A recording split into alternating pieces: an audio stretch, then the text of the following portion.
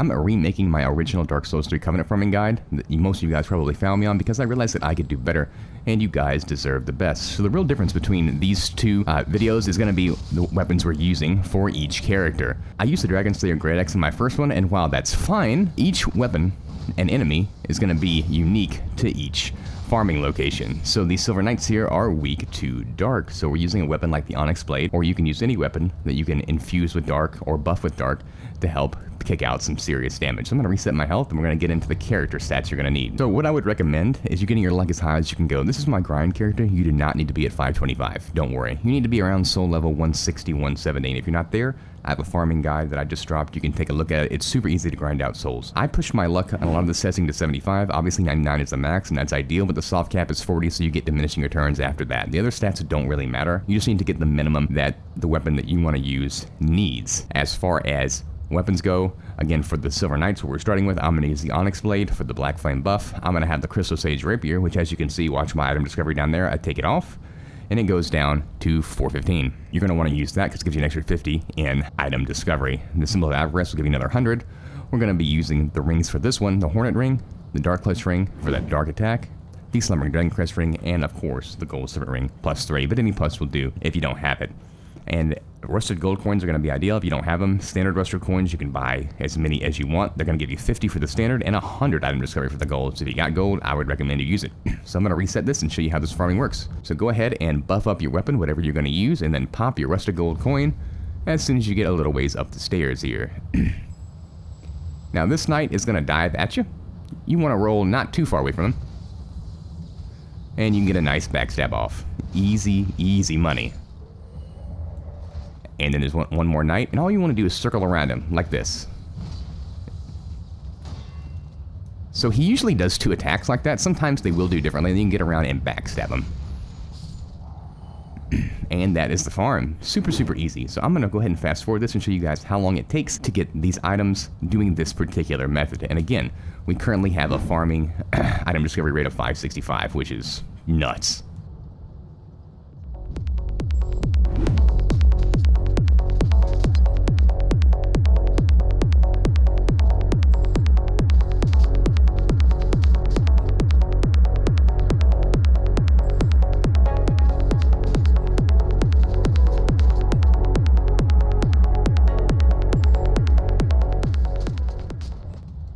And there we go. So we got it about 5 tries in, which is not too bad at all.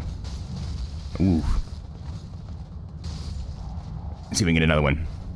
And we did 2 in a row, so not too bad at all. That's very, very rare. This is going to be one of your longest farms, but it just goes to show if you pumped that item discovery up around 500, which again, if you can do it, if you can get closer to the 450s, you're still going to have a great, great experience. We're going to move on to Human Dregs next, and to do that, we're going to transport over to the Aldrich bonfire.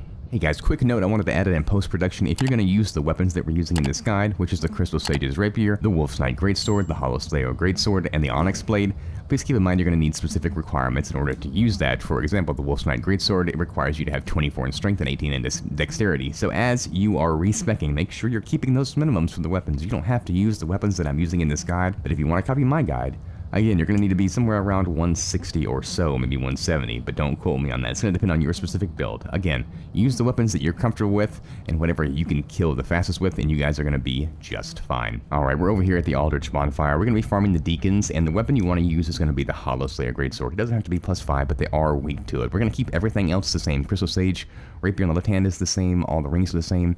The Dark Clutch Ring is not going to help, but it doesn't really matter. So what we're going to do is we're going to go ahead and backstab this guy. It's going to be an insta-kill. Fatty is going to attack, but it's going to miss you. We're going to backstab him. And then one-hit this guy. Again, if you can't all the way upgrade your Hollow Slayer Greater, you might not be able to kill him that fast, but that is about as fast as you can make it. And unfortunately, we did not get any drop. So I'm going to go ahead and fast forward and show you how long that takes.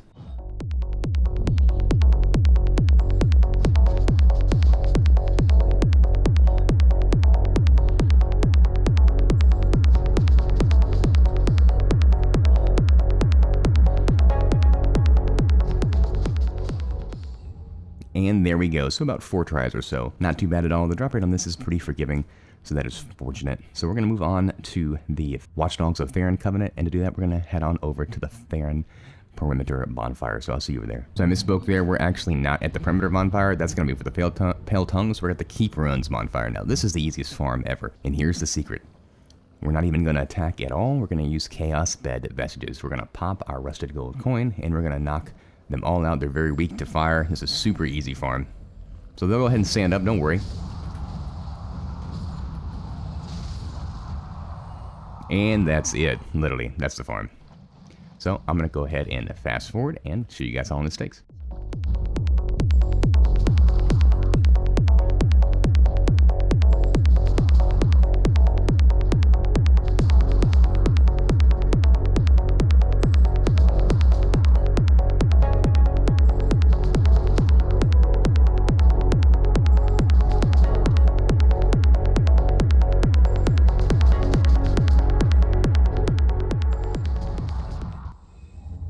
And there we go. So that actually took a little bit longer than normal.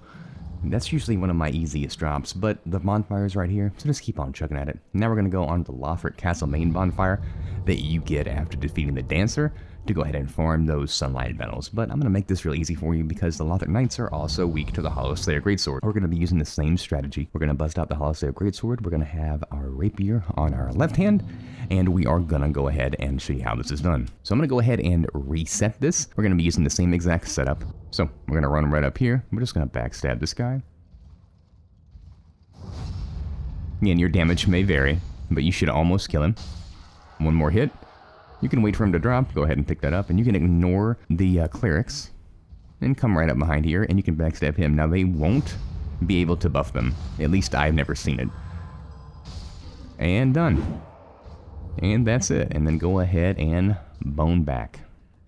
So I'm going to fast forward this and show you guys how long it takes.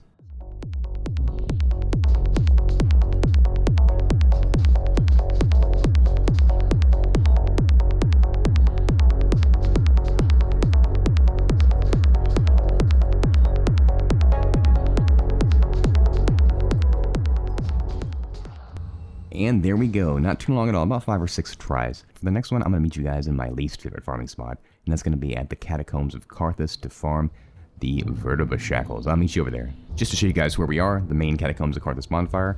Now we're going to be farming these 2 red-eye skeletons that are going to be just in this doorway. Now, obviously, they're going to be weak to blessed weapons. I don't really think you need it, though.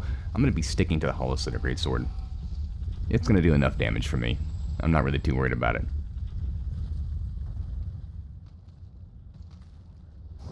Go ahead and backstab this guy. And you can just stagger the other one. You can use the blessed weapon if you want, but I really don't think it's worth it. It's up to you. And that's the farm. So I'm going to show you how, guys, this long how it takes. Be prepared to be here for a while. It kind of sucks.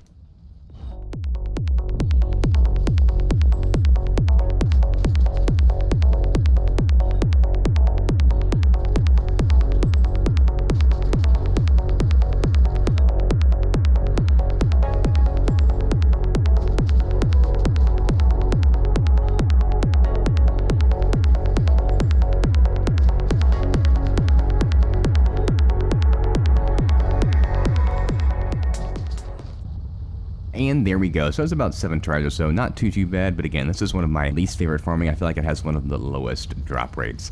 If you got a buddy, you can obviously get him to invade you to get these much easier, but if you're offline, this is the only thing you got. Alright, we're going to move on over to the Rosari's Fingers to go ahead and farm the last item, the Pale Tongue. And to do that, we're going to actually spawn in at the Farron Keep Perimeter Bonfire, and I'll see you guys there. Alright, we're over here at the Farron Keep Perimeter Bonfire. Just to show you guys where it is, it's down here, right under Keep Ruins and before Old Wolf of Farron. Now we're going to be farming the Dark Race for Pale Tongues, and they are abysmal, so I would recommend the Wolf Knight's Greatsword or the Farron Greatsword if you have it. You don't have to have it, but again, the more damage you can do, the better.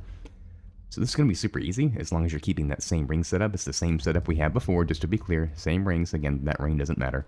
But the Slumbering Dragon Crest ring, Massacre Footsteps, we're going to go ahead and pop our Rusted Gold Coin, and then we're going to get a backstab off on this guy in the back. Now you can run behind these rocks right here. Didn't quite get that, that's okay.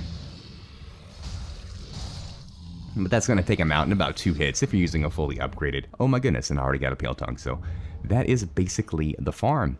So you're not going to get one all the time on the first try like that, but it's super easy. Just get behind, backstab them, and you are good to go.